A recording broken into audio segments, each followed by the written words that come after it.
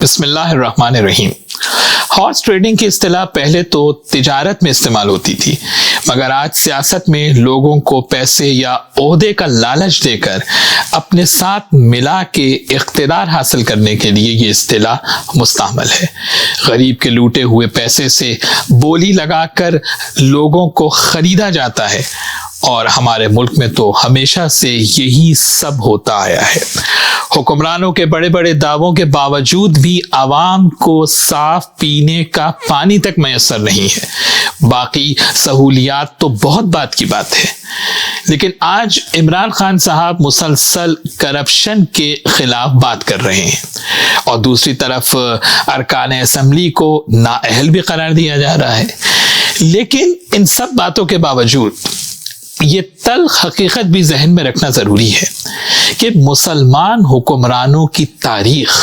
Horse trading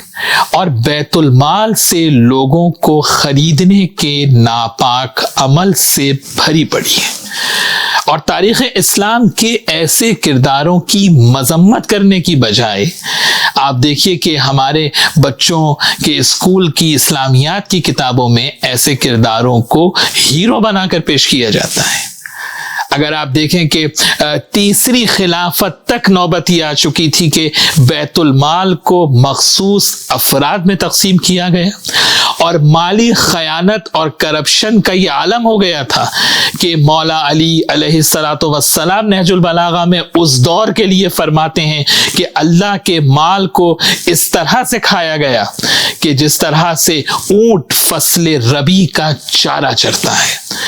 کوئی تو وجہ ہے کہ اس دور میں حضرت ابو ذر غفاری رضی اللہ تعالی عنہ عظیم صاحب یہ رسول ان کی پوری زندگی احتجاج میں گزری ہے۔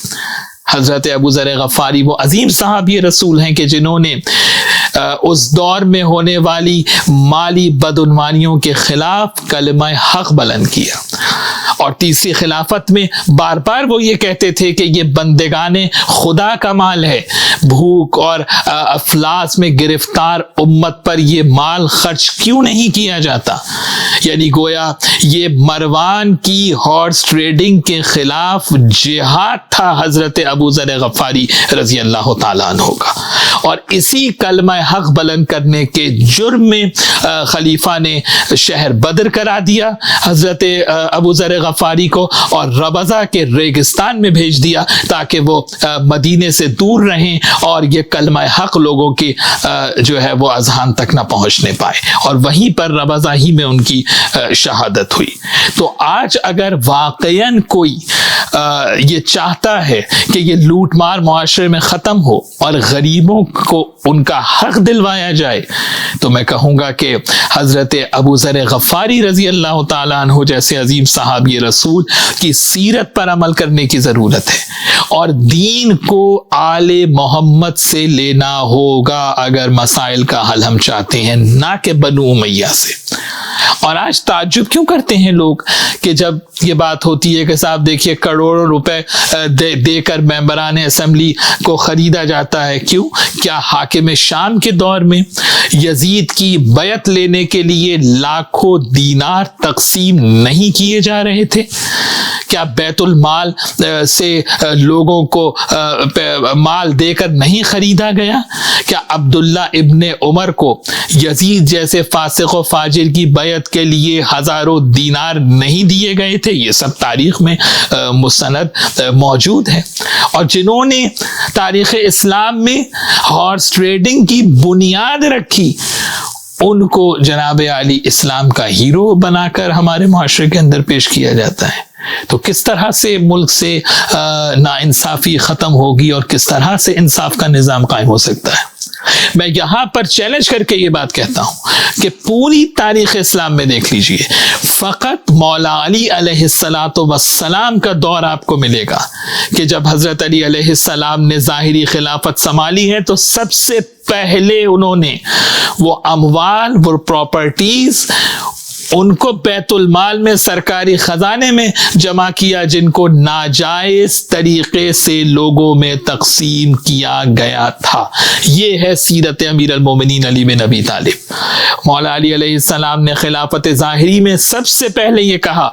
کہ میں لوٹی ہوئی دولت کو واپس لاؤں گا، ریکور کروں گا، سرکاری خزانے میں جمع کیا جائے گا، چاہے وہ عورتوں کے مہر کا حصہ ہی کیوں نہ ہو۔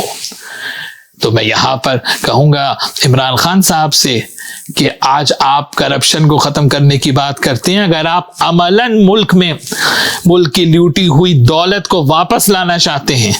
تو امیر المومنین علی بن ابی طالب علیہ السلام کی سیرت کا مطالعہ کریں۔ یہ انسپریشن آپ کو سوائے علی علیہ السلام کے علاوہ اور کہیں سے نہیں مل سکتا۔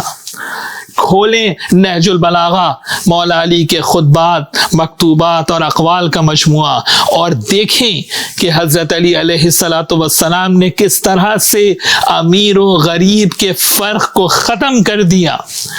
اس زمانے کے اندر جب مولا علی علیہ السلام کے پاس لوگ آتے تھے اور کہتے تھے کہ یا علی آپ سب کو برابر دیتے ہیں، آپ سب کو مساوی دیتے ہیں، تو مولا علی علیہ السلام کیا ارشاد فرماتے تھے کہ جب بندگان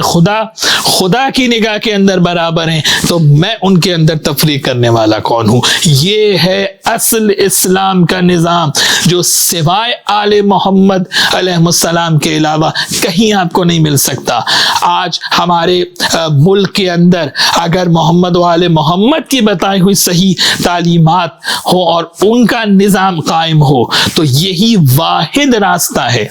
کہ غریب کو اس کا حق ملے گا اور معاشرے میں انصاف کا نظام قائم ہوگا۔